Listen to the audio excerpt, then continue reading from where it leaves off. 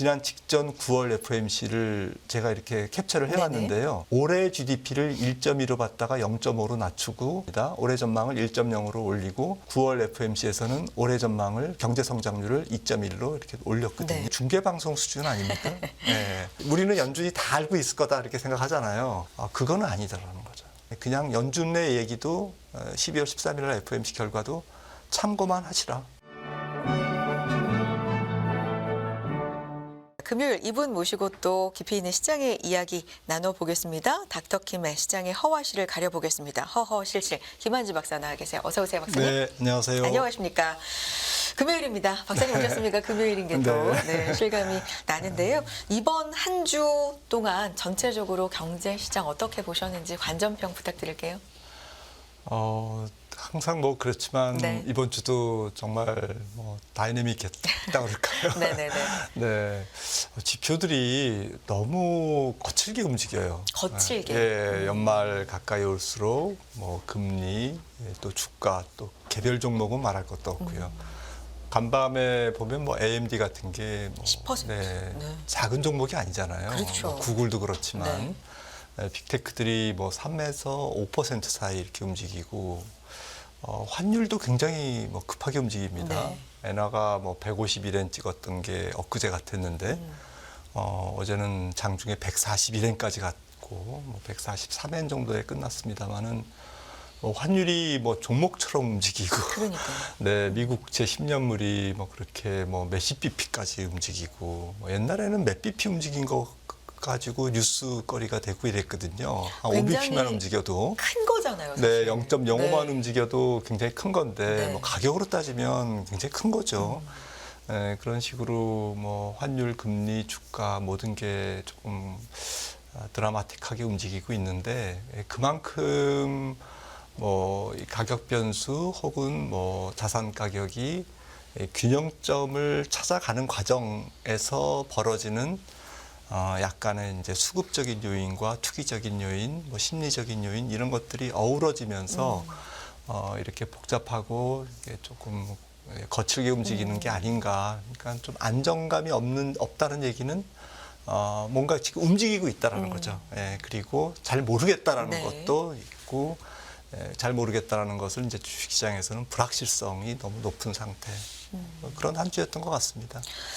격하게 움직인다라는 표현 해주셨는데 뭐 환율도 그렇고 증시도 그렇고요. 개별 종목 움직임도 그렇고 최근에 뭐 금 가격이나 비트코인도 그쵸. 굉장히 네, 맞아요. 오르잖아요. 올랐잖아요.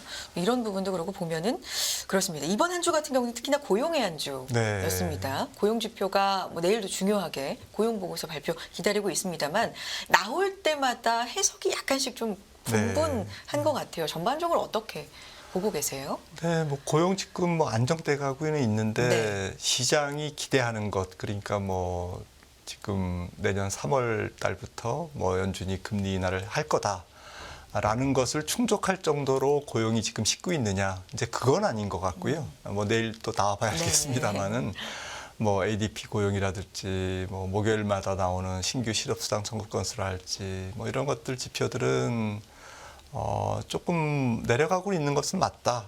지금 보시면은 기업 구인 건수로 제가 한번 이게 깔끔한 지표라서 기업들이 실제로 뭐 사람들을 얼마나 찾고 있냐, 이제 사람들이 와서 일해 주세요라는 이제 채용 공고잖아요. 구인 건수가 지금 고점에서 내려왔습니다. 1000명이니까 120만 명에서 이렇게 지금 내려오고 있습니다. 네. 870만 명까지 이제 지난달에 내려왔는데 말씀드리려고 하는 게 이게 역사적 추세를 보면 2000년 닷컴 버블 찍기 전에 고점이 거의 한 뭐 500만 건 조금 늘은 거고요. 조금 더한 거고 뭐 2008년 금융위기 직전에도 뭐 한 그 정도 수준입니다. 네. 한 500만 건 정도. 근데 지금 보시면은 870만 건이잖아요. 그러니까 1200만 건에서 내려온 거는 맞지만 레벨을 보시면은 굉장히 아직은 높은 수준이다. 우리는 뭐 지금 단기 뉴스에 지금 막 이렇게 왔다 갔다 하지만 연준이 보는 것은 아직까지도 높아. 떨어진 거지만 이거는 경기가 지금 아주 심각하게 식고 있는 게 아니라 너무 과열된 상태에서 정상적인 수준으로 가고 있는 과정이야 라고 보는 거고요. 마켓 입장에서는 또 이 지표가 좀 위안이 되는 거죠. 네. 경기 침체가 와도 좀 험악하게 오지는 않겠네. 이 정도로 뭐 기업들이 물론 경기가 안 좋으면 언제 그러냐는 뜻이 감원도 하고 뭐 또 구인도 800만 건에서 뭐 뚝뚝뚝뚝 떨어지겠죠. 뭐 금방 한 500만 건까지 네. 떨어질 수도 있습니다. 하지만 그래도 물리적으로 떨어지는 속도가 있잖아요. 그렇죠. 이렇게 떨어지려면은 어느 정도는 뭐 하루 아침에 100만 건을 줄일 수는 없잖아요. 그것도 문제가 네, 되겠죠. 뭐 무슨 뭐 어디 큰 기업이 부도가 나거나 은행이 뭐 파산을 하거나 이러지 않는 한 우리가 이제 그런 극단적인 상황은 가정할 수가 없기 때문에 또 가능성도 없고 그렇다고 보면 주식시장 입장에서는 마켓 입장에서는 내년도에 조금 고용이 정상화돼도 예전 같은 과거 같은 이러한 상황은 웬만해서는 이뤄지기가 어렵고 이뤄지더라도 그런 일이 일어나더라도 당장 일어나지는 않겠네. 이렇게 좀 위안을 삼을 수가 있다는 거죠. 양면성이 있습니다. 그래서 네. 그래요. 고용지표도 너무 이제 주간, 월간 이런 것보다는 좀 추세를 보시라라는 말씀을 좀 드리고 싶어서 오늘 아침에 이런 말씀을 좀 드립니다. 중요한 말씀 해주신 것 같아요. 네. 워낙에 이제 아까 초반에도 격하게 움직인다라고 말씀해 주셨잖아요. 그러니까 하나하나를 보면서 지금 어떻게 보면 변곡점인가? 이런 생각도 들고요. 왜냐하면 네. 고용이 식어가는 쪽으로 반가워하는 건 맞는데 이 속도 면에서 너무 빠르면 침체 우려가 다시금 또 금방 살아나기도 하고 어떤 시장에서 평정심을 갖는 게 상당히 좀 중요한 시점이 아닌가 싶어요. 그래서 뭐 추세적으로 고용은 식고 물가는 내려가고 연준은 언젠가는 금리를 내린다. 이거는 뭐 그냥 고정된 사실, 팩트. 그런데 너무 데이터에 앞서가는 것도 그러면 이제 결국엔 뭐 지금과 같이 연준과 시장의 시각 차이가 있지 않습니까? 이런 게 뭐 연준이 잘못했습니다. 시장에 맞출게요라고 갈 수도 있고 시장이 죄송합니다. 우리가 너무 앞서갔습니다.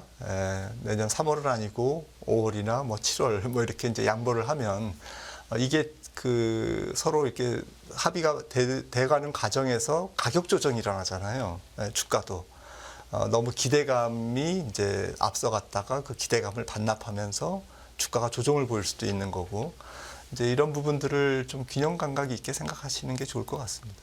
연준과 시장의 이제 합의가 네. 적절하게 원만하게 좀 필요한 시점인데 원만한 합의 일단 1차적으로 확인할 수 있는 게 다음 주인 것 같아요. 맞습니다. FOMC 나고 이제 점도표가 발표되는 또 달이기 때문에 관전 포인트 어디에 둘까요? 관전 포인트는 무엇보다도 이제 12월 FOMC이기 때문에 점도표가 말씀하셨듯이 제일 중요하고 점도표를 이제 19명이 점을 찍으면 뭐 그 금리뿐만 아니라 경제 전망도 점을 찍잖아요. 그러면 이제 내년도 물가에 대한 점도표, 나플랏, 그리고 또 성장률에 대한 점도표, 그다음에 통화 정책 기준 금리에 대한 점도표 이게 이제 얼마나 지난 9월 대비 바뀔 거냐 이제 이 부분인데요. 시장에서 지금 예상하는 것은 성장률은 뭐 조금 지난번보다는 올해는 뭐 물론이고 내년도도 약간 올릴 거다라는 이제 관전.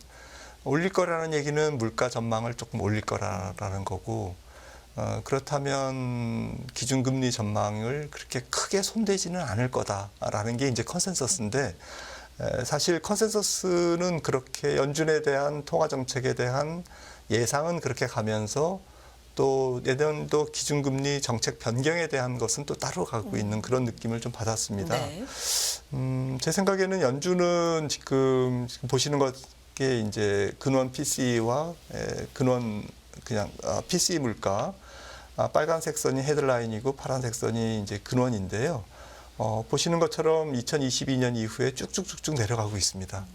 시장은 이걸 보면서 이거 뭐 이제 뭐 금리 다 뭐 이제 끝났네. 오케이. 7월 달에 금리 인상이 종료된 것은 맞는 것 같아요. 연준 위원들이 괜히 12월에 금리를 한 번 더 올릴 거라고 9월달 점도표에서 얘기를 했잖아요. 그러니까 시장이 헷갈린 거죠. 네네. 아니네. 이렇게 지금 이제 왜 이 사람들이 12월 달에 올린다고 했을까? 굉장히 좀 싱겁게 네. 이렇게 지금 12월 FOMC를 맞는 것 같고요. 원인 제공은 연준이 했습니다. 네. 시장이 한 게 아니라. 그런데 연준이 보는 거는 긴 그림일 것 같아요. 네. 지금 보시는 것처럼 이게 1960년부터 근원 PCE 물가인데요. 이렇게 보시면은 지금 2%가 이분들의 목표지 않습니까? 네. 근데 지금 금리가 이제 물가가 지금 요 정도 수준에 와 있습니다. 많이 떨어졌지만 고점 대비로는 많이 떨어졌지만 목표 2%에는 아직까지는 좀 갈 길이 좀 멀어 보이지 않습니까? 그리고 70년대도 그렇고 또 90년 초에도 그랬고요. 이게 약간 쌍봉 물가가 많이 나와요. 쌍봉. 주식시장에서 네. 얘기하는 쌍봉이 많이 나오는데 이게 물가가 이렇게 떨어지다가 네. 다시 한번 치솟는 그런 것들이 왕왕 일어나는데 이거는 이제 일단은 연준이 금리를 올리다 보면 이제 거기에 대해서 이제 통화긴축 효과가 나타나다가 이게 어느 정도 시장이 흡수를 하면 그 다음에는 다시 또 그게 올라가는 그런 속성이 있다라는 거죠. 네. 그래서 확실하게 실질 금리, 명목 금리에서 지금 물가를 뺀 실질 금리가 아직은 5.5%에 지금 3%니까 한 200bp 정도밖에 차이가 안 납니다. 지금 근원 물가 기준으로. 그러니까 아직까지는 그렇게 큰 게 아닌 거죠. 그래서 연준 입장에서는 이 중립 금리를 너무 플러스로 가져가면 이제 경기가 좀 과도하게 식을 가능성이 있기 때문에 그거를 미세 조정하는 정도의 금리 인하를 내년도에 조금 준비하고는 분명히 있을 겁니다만 문제는 이 추세죠. 네. 추세가 과거 평균보다는 훨씬 높은 수준에 과거 같으면은 열심히 금리를 올리기 시작하는 근원 물가 수준이거든요. 이제 막 금리를 올려야 되는 그런 수준이 현재 근원 물가 수준이다, 미국에. 그런데 지금부터 아주 그냥 시원스럽게 100bp, 150bp 인하는 그러한 것을 계획하기에는 연준도 부담되죠. 쌍봉이 나올 수도 있고 모를 일이니까요. 네. 그러니까 조금은 더 실질 금리가 좀 플러스권에서 유지하면서 경기가 식는 거를 확인하려고 할 것 같습니다. 근데 여기서 조금 말씀드리고 싶은 게 네네. 연준이 많이 틀렸어요. 경제에 대한 전망이. 지금 보시면 재작년 12월부터 3월, 올해 3월, 6월, 지난 직전 9월 FOMC를 제가 이렇게 캡처를 해왔는데요. GDP만 봐도 재작년 9월 달에 올해 GDP를 1.2로 봤다가 0.5로 낮추고 올해 3월 달에는 0.4에서 2023년에는 또 1.0으로 지난 6월 달에 올해 전망입니다. 올해 전망을 1.0으로 올리고 그리고 직전 9월 FOMC에서는 올해 전망을 경제 성장률을 2.1로 이렇게 올렸거든요. 거의 중계 방송 수준 아닙니까? 네. 그러니까 연준도 우리는 연준이 다 알고 있을 거다 이렇게 생각하잖아요. 이렇게 연준도 저희랑 비슷하게 데이터 업데이트를 하면서 데이터에 따라서 전망을 수정해 나간다라는 것을 좀 말씀드리고 싶고요. 그러니까 연준이 모든 걸 다 알고 있고 내년도에 연준이 얘기하는 게 꼭 맞을 거다? 그거는 아니다라는 거죠. 그냥 연준의 얘기도 12월 13일 날 FOMC 결과도 참고만 하시라. 물가든 성장률이든. 참고만 하셔라. 네. 네. 연준이 언젠가부터 뭐 데이터 디펜던트를 워낙 강조하고 있고 최근에 연준의 말이랄까요? 뭐 의장의 말도 시장이 뭐 가볍게 약간 무시하고 넘어가는 거 보면 그렇게 100% 믿고 있다라고는 생각이 안 드는 면도 좀 있습니다. 그래서 안 믿는 것 같아요. 지금 시장은. 그렇군요. 다음 주 FOMC에 대한 이야기였고요. 시간이 그렇게 많진 않지만 중국과 일본 얘기 좀 네. 해주세요, 박사님. 네. 중국은 제 의견은 내년하고 후년까지도 네. 저는 저성장을 벗어나지 못할 것 같아요. 최근에 뭐 전망도 좀 하향도 네. 좀 되고 국가 저는 신용 뭐 전망도. 네. 딱 그 네. 헝다 문제가 터지는 네. 걸 보고 완다까지는 그렇게 안 봤는데 헝다는 문제가 다르거든요. 자산 규모나 부채 규모가.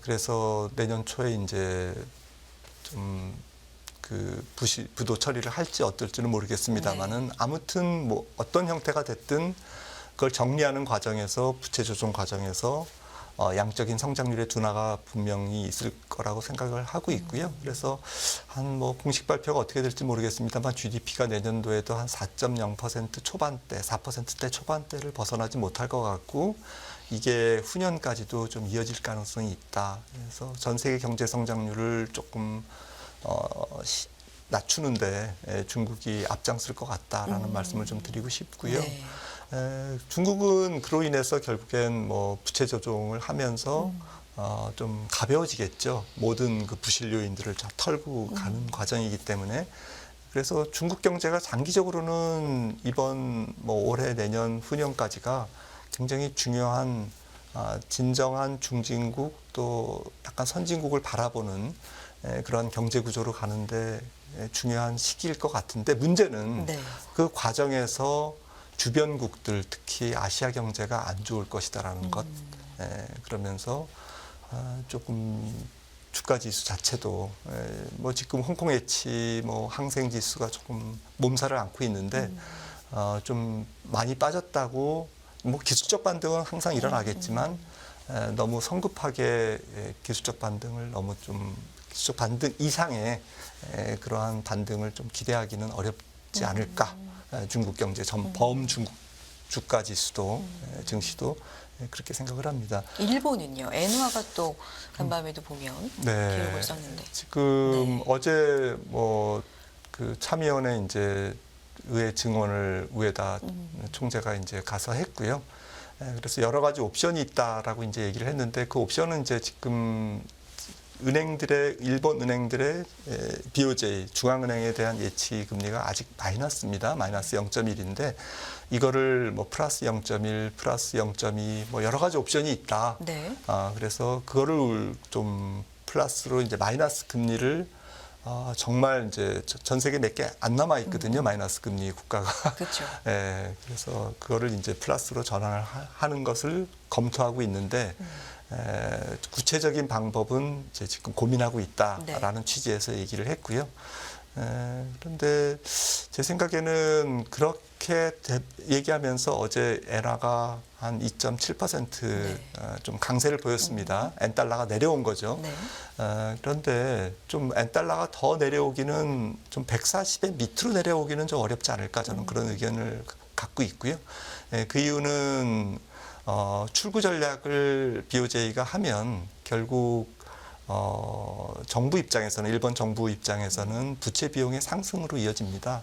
그래서 부채 비용의 상승은 또 일본에 대한 신용 등급의 문제라든지 뭐 너무 성급한 예측이긴 합니다만 전체적으로 일본 경제가 그렇게 건강하게 앞으로 나갈 수 있는 그러한 동력을 또 그 감소시키는 요인이지 않습니까? 뭐 재정 정책의 어쨌든 무력화라든지 또 이자 비용에 그렇게 많이 되면 상당히 경제가 조금 퍽퍽하게 돌아갈 수밖에 없는 거고 이런 부분들이 좀 양면성이 있습니다. 출구 전략은 오케이. 하지만 출구 전략으로 인한 일본 정부의 이자 비용 부담은 급증. 이런 양면성이 있기 때문에 이런 측면에서도 엔화가 무조건 140엔 밑으로 초강세로 갈 것이다라는 것은 너무 성급한 예측이다라고 생각을 합니다. 여기까지 듣겠습니다. 김한진 박사 함께했습니다. 박사님 고맙습니다.